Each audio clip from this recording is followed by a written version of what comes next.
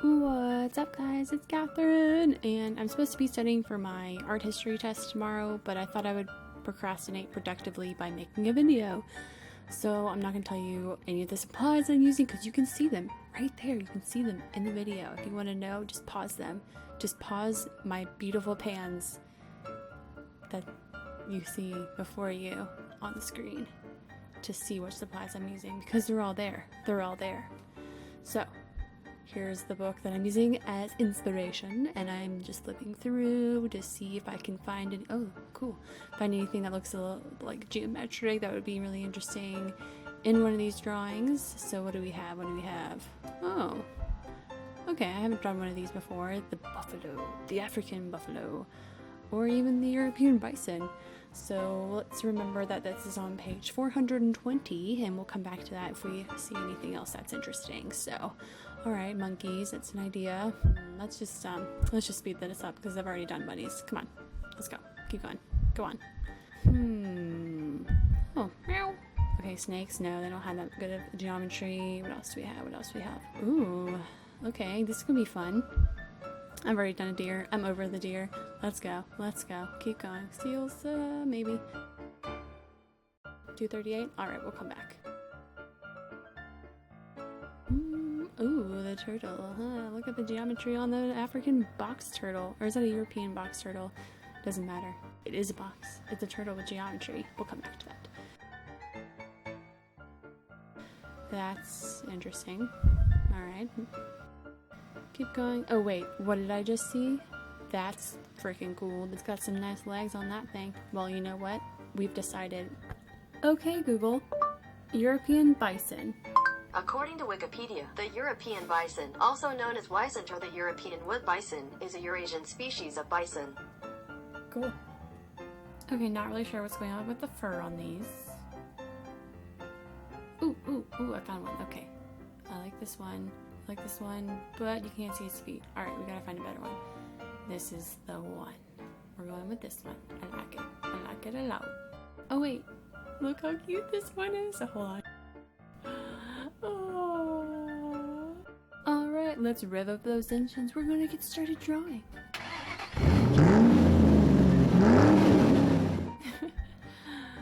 Alright, this looks pretty good so far. Starting with the head, and yeah, we do the whole thing realistic as possible first, so then we can do our geometry afterwards.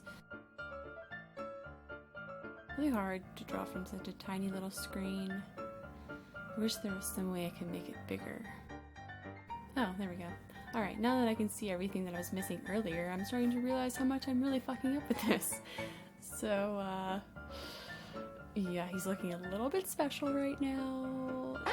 We're just gonna erase it and start over.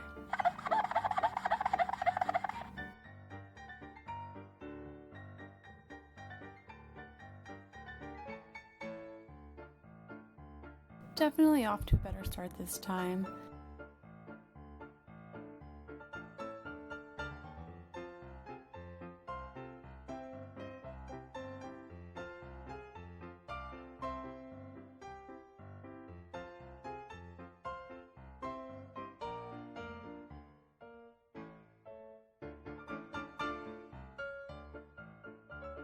Okay, now he's just looking like some angry old turtle.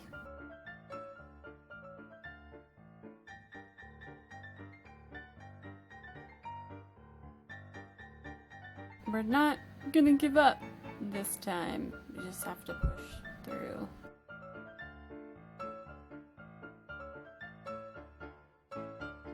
I'm not gonna show you much more of his body being drawn because it's just shapes and it's not that interesting. It was his face that was the hard part.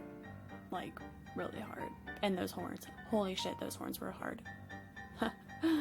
Literally. After that exhausting drawing session, I was just wanting to jump into the pen work. I didn't plan my geoforms, my polygons. I just wanted to get this shit over with. But the pen thing takes the longest, deciding which parts to simplify without making him symmetrical. Too many decisions, and I don't like decisions. It helps to remember that objects are complex forms like cylinders, rectangular prisms, pyramids, that sort of thing. And you thought being an artist meant you were never going to use math in the real world. Well, you're probably right, so don't worry. What makes this a unique animal with a personality and a soul? Well, not making him symmetrical. He's sort of looking down and stage right, so making the stage left side of his face larger makes his pose more realistic and more interesting. And it's hard to explain what that means, but just look at what I'm doing. You'll see. You'll understand.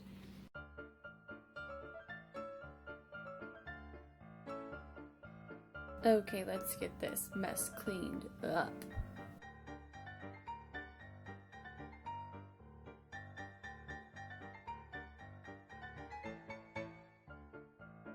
Now I'm going to be mixing a beautiful burnt orange using yellow, magenta, and a little bit of blue.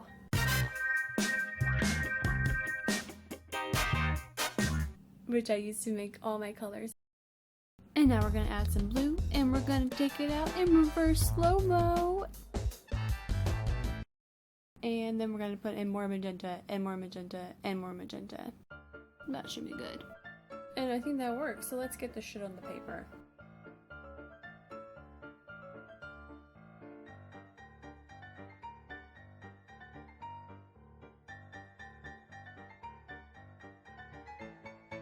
If you're wondering why I'm filling in like every other block, it's because when I learned to watercolor, one of the tricks was to not put two wet sections touching each other or they would bleed. So when I was first making these little geometric animal paintings, like, oh my gosh, like 2 years ago, I was filling in the stained glass and I liked the way it looked to just like leave some of the spaces white. I only fill in sections that are connected on an angle or on a corner and not on like a normal side. If that's English, I hope it is. But anyway, so I like the way the splatters look in the white sections, and you'll see that, you know, later.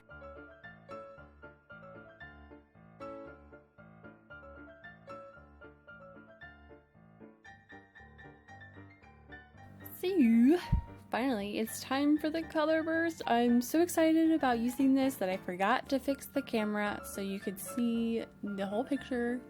Okay, so squeeze the color burst. It's not spreading like I wanted it to. Maybe I need more. Okay, maybe if I add more water. No, I don't think that worked. You can't see it, but the bottom is like totally black. So I'm using a paper towel to absorb some of this shit. But I lost too much color, so maybe if I try again, just a little bit this time. No, not at all. Oh, Jesus, once again, way too much. Why? I don't know when to stop. There's like powder everywhere. Okay, I don't even know where this blue is coming from.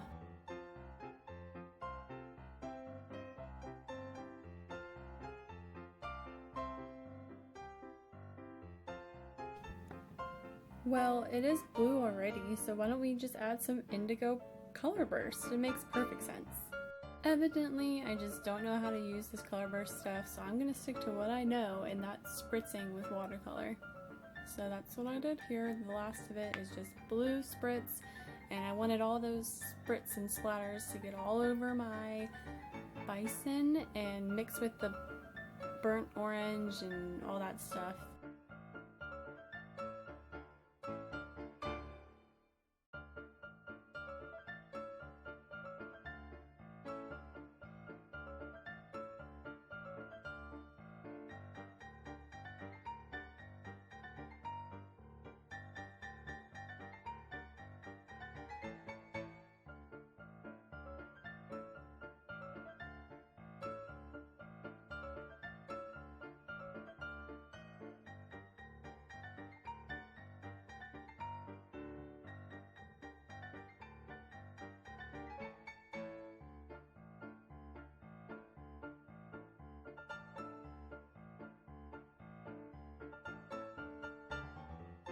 and I let it dry and I took the tape off, and here's the final. I love it. I think it looks great, and I'm giving it to Luke for his birthday next month.